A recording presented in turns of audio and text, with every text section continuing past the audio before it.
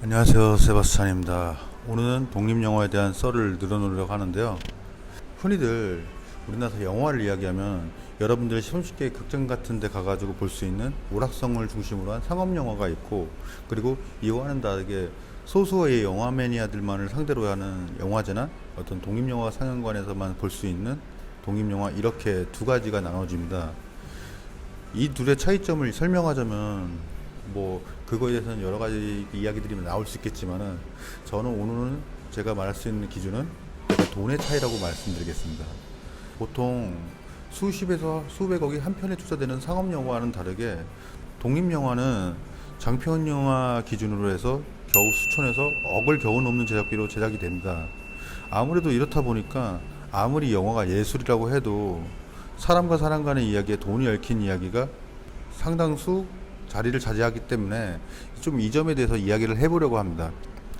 우선 대부분의 사람들, 독립영화 감독님들이 생각하는 것 이상으로 상당히 많은 상업영화 혹은 영상업계에 종사하는 스태프들이 독립영화의 스태프로 참여를 합니다. 얼마라고 묻냐면은 꽤 많이요. 진짜 감독님들이 연출하는 독립영화들의 수보다도요. 저 같은 경우는 유명 교육기관에서 주최하는 독립영화나 단편영화, 장편영화 해서 거의 수십 편 정도 저도 참여를 했어요. 이런 현업에 종사하는 사람들이 주로 독립영화를 하는 경우는 대부분이 소개와 부탁으로 참여를 하는데, 솔직히 독립영화가 말 그대로 예산도 열악하고 아마추어 스태프들이 함께 하다 보니까 미숙한 부분도 상당수 차지합니다만, 그럼에도 많은 사람들이 독립영화를 하는 이유를 묻는다고 하면은 제 경험으로 봤을 때 크게 몇 가지로 이야기할 수 있을 것 같아요. 일단 첫 번째로 재밌어요. 어떻게 영상 현업에 종사하다 보면은요, 여기도 어느 업계랑 다를 거 없이 어떤 인간관계에서 오는 피곤함도 있고, 그리고 또 어떻게 보면 계산적이고 서열에 얽힌 딱딱한 관계로 인해서 힘들 때가 많거든요. 하지만 독립영화 같은 경우는 물질적으로나 체계적으로나 힘이 들긴 합니다만, 그래도 뭔가 사람 간의 순수한 인간적인 교류라든지 열정에 취해서 다 같이 함께 한다든지, 그리고 약간의 마음을 내려놓고 서로 간에 웃으면서 일을 할 수 있는 상황도 많아요.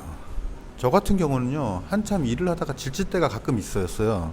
그러면은 약간 마음을 초심으로 돌리고 뭔가 리프레시 할 수 있는 그런 상황을 하기 위해서 독립영화의 스태프로 참여하는 경우가 많았어요. 또 그렇게 즐겁게 웃으면서 대화하다 보면은 참 그 기억이 한편의 추억이 되더라고요.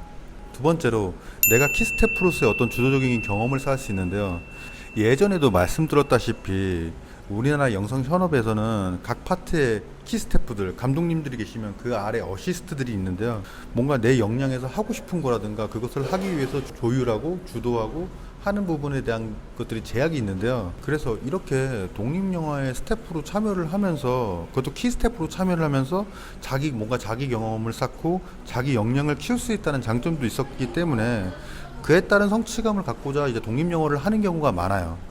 세 번째로 인간관계입니다. 정말 도와달라고 정으로 부탁해서 했는데요. 굳이 내가 메인 키 스태프가 아니더라도 누군가 간곡히 부탁을 해서일 때도 제가 독립영화를 할 때가 있거든요. 스케일이 맞으면 정말로 가서 도와주러 가고, 이 일의 매력이 뭔가 그런 인간적인 매력에 대해서 이끌려서 움직일 때가 있는데, 그럴 때는 내가 뭔가 도움을 줄 때는 저 자신도 그 사람한테 도움을 줄 때는 뿌듯하고, 반대로 내가 도움을 받을 때는 그 사람한테 인간적으로 감동일 때가 많아요. 어려울 때는 도와주고, 또 도움을 나중에 또 받다 보면 그간의 서로 간의 신뢰관계가 쌓이지 않겠어요? 하다못해 누군가가 잘 되면 나도 나중에 큰 도움을 받을 수도 있고요. 네 번째로, 시나리오가 정말 좋아서인데요. 시나리오가 좋으면 이유가 필요 없어요. 정말 하고 싶어요. 이 작품에 내가 어떤 참여를 했다는 것만으로도 내 스스로한테 자부심이란 게 생겨요. 진짜로. 그래서 보통 최고의 설득력이 있는 카드는 인간관계와 시나리오 그 자체라고 봐도 무방해요. 그러면 이렇게 많은 현업의 종사자들이 독립영화를 하면서도 한편으로는 독립영화를 기피하는 순간이 있는데, 첫 번째, 독립영화인들의 자기 변명입니다.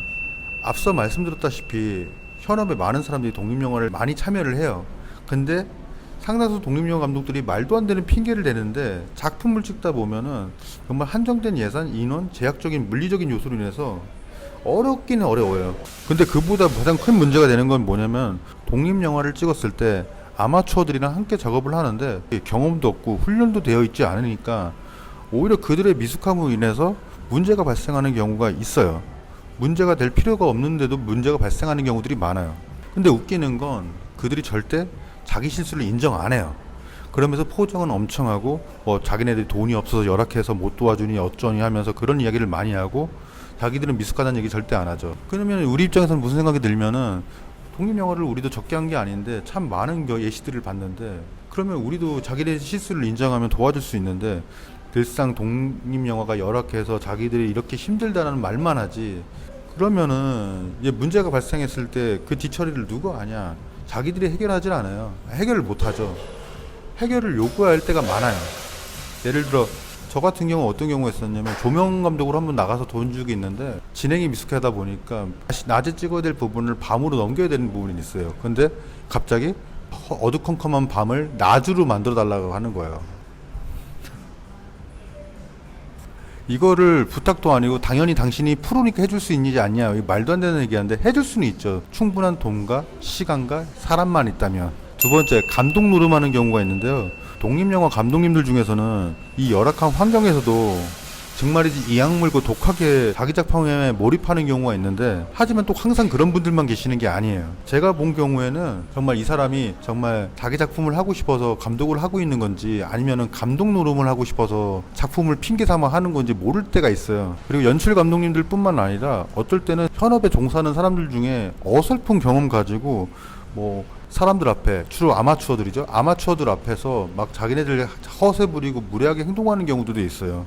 그것이 배우일 때도 있고 촬영 감독일 때도 있고 조명 감독일 때도 있고 상황은 다양합니다만은 어떨 때 보면은 참 이런 기회에 힘겹게 이렇게 잡은 기회일 수도 있는데 저 기회를 잡지 못한 사람들한테 정말 미안하지도 않을까 싶을 때도 있고 그리고 작품으로서 증명해야죠. 그리고 세 번째는 돈입니다. 당연히 예산이 없다 보니까 참여하는 키스텝들 중에서는 상당수 재능 기부로 참여하는 경우들도 많아요.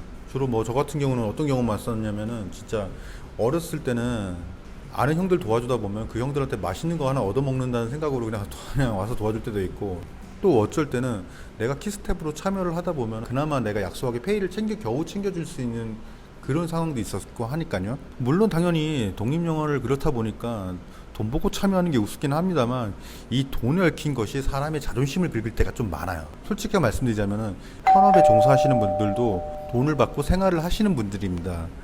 당연히 독립영화를 하다 보면 그런 부분을 포기하고 들어가긴 합니다만은 가장 흔한 예로 이런 경우가 있는데 일례로 제가 어떤 독립영화 감독의 부탁을 받아서 도와주러 갈 때가 있잖아요. 그런데 저도 사실은 어찌 보면 영상이라면서 돈을 못 받아본 적은 없는데 근데 이 사람이 정말 도와달라고 해서 정말 푼돈 받고 도와주러 간 적이 있어요.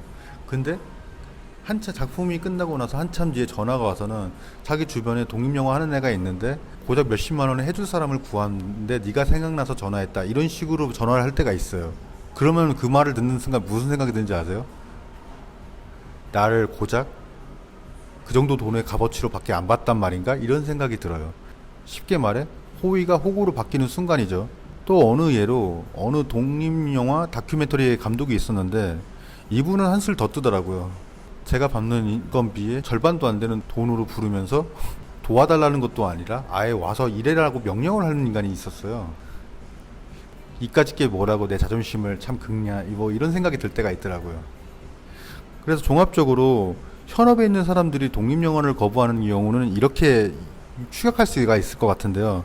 능력도 미숙한데 인간적으로 무례하고 돈적인 부분도 제대로 해주지 않는다면은 누가 그 사람이랑 작업을 하고 싶겠습니까? 네, 오늘은 독립영화에 대한 이야기를 해봤는데요. 사실 독립영화에 대한 얻은 점도 이야기했지만 독립영화의 좋은 점도 되게 많아요. 영상 일을 하다 보면 뭔가 획일화되고 정형화된 것에 대해서 사람이 지치고 하는데 이런 독립영화 같은 걸 참여하다 보면 내가 인간적으로 리프레시가 되고 그리고 한편으로는 다양한 경험을 할 수 있다는 점에 장점이 있으니까 그 점에 대해서는 저는 부정하고 싶은 생각은 전혀 없고요. 다만 오늘 제가 말씀드렸던 거는 한 가지 예일 뿐이 정답이 아니니 그 점 유의하시기 바랄게요. 네, 이상입니다. 구독과 좋아요 잊지 마시고요.